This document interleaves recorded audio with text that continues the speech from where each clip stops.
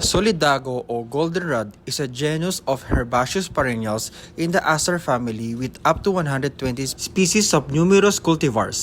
It displays small bright yellow flowers in dense cluster on top of tall smells from July through September. Rainy naman. Deadheading spent flowers which result in additional blooms. Salamat, Google. Siyempre, para mas maging madaming kulay puti natin, naglagay na rin ako ng mga Gypsophilia. Gypsophilia is a genus of flowering plants in the carnation family. lakas mga brainy, no? Perfect. Caryophyllaceae. Oh! Yung kinaya yon, scientific word. Anyway, salamat Google ulit. Minekos-mekos lang natin yung Gypsophilia. Siyempre, naglagay na rin ako ng mga eucalyptus para mas maging maganda at mas maging powerful. Ikot-ikotin lang natin. Kaya na na-experience mo sa jowa mo, sprayin na rin natin yung mga greens para maging fresh, very shiny leafy vegetables. Sana all! Siyempre, not but not the least ay mag-spray pa rin tayo ng tubig. Para plakadong-plakado talaga. Perfect na perfect. Kasi nga, mainit dito. Magda-dry lahat. Kaya kung ako sa inyo, spray nyo pa rin yung mga floweret nyo. Okay? So, ito na nga mga B. Ito na ang ating finished product. Napatok na patok